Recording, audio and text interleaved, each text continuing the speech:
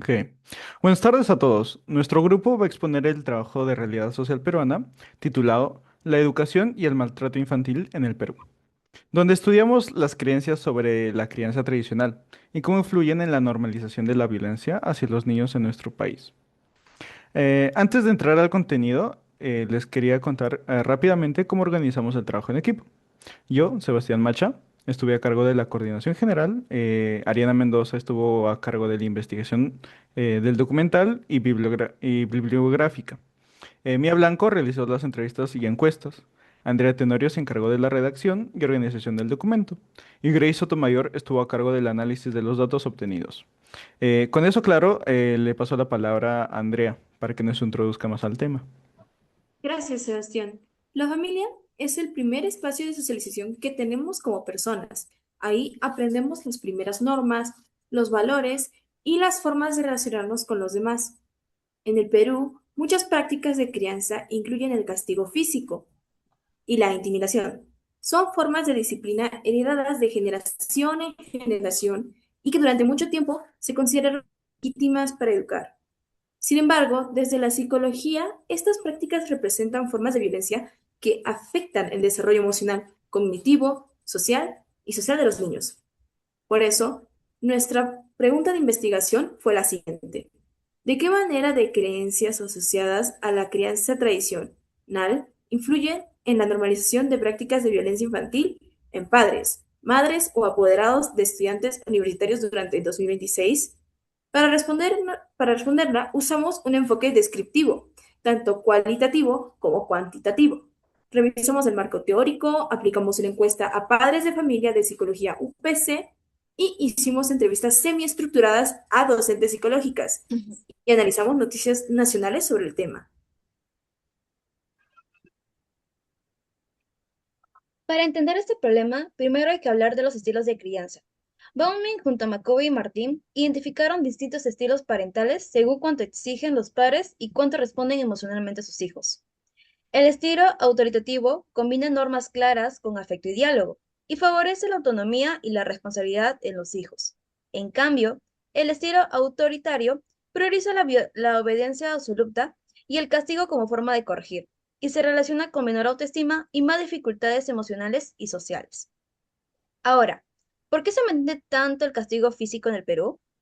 Benavides y León encontraron que más de la mitad de los padres y madres han recurrido al castigo físico, muchas veces desde los primeros años de vida del niño.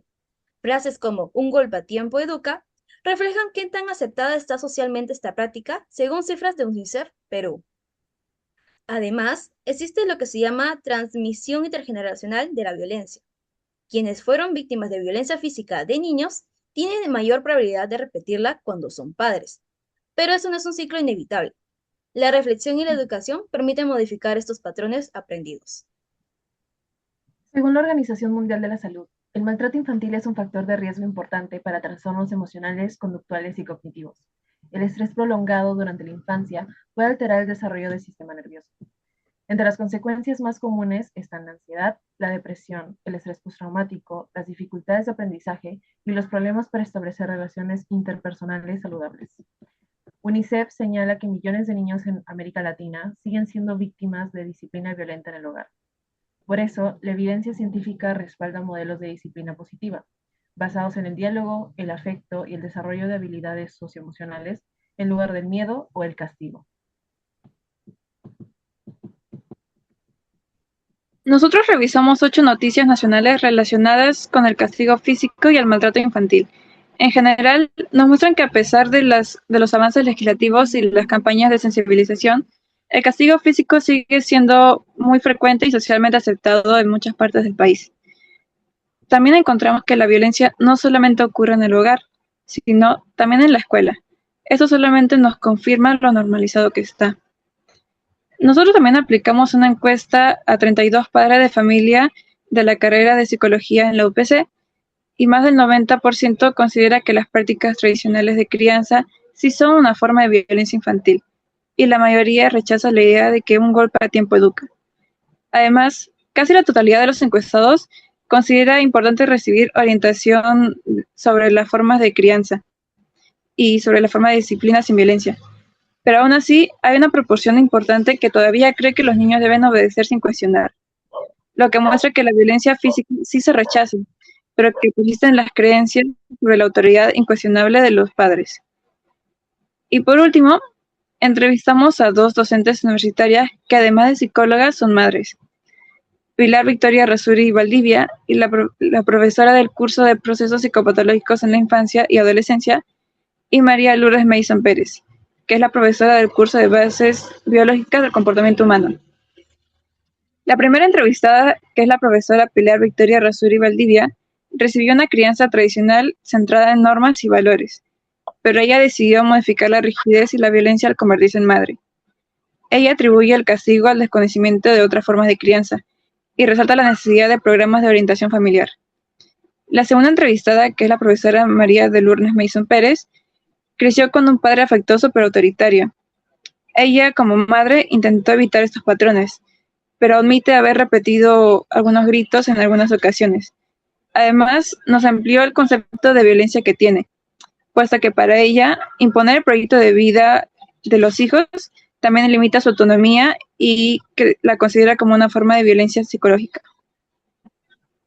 Con todo lo que hemos visto, llegamos a 4 conclusiones principales. Primero, la normalización de la violencia infantil en el Perú responde a una construcción cultural e histórica transmitida por generaciones. No es un fenómeno aislado. Segundo, existe transmisión intergeneracional de la violencia, pero el ciclo no es irreversible. La reflexión y la educación permiten transformar las prácticas de crianza. Tercero, los padres que encuestamos rechazan mayoritariamente el castigo físico, aunque todavía persisten creencias sobre la obediencia absoluta y formas más sutiles de control psicológico. Y cuarto, romper estos ciclos de violencia requiere una intervención integral que involucre a las familias, las escuelas, los servicios psicológicos y las políticas públicas orientadas hacia la disciplina positiva.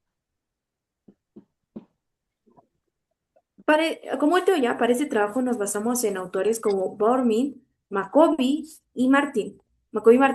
Benavides y León. Y así como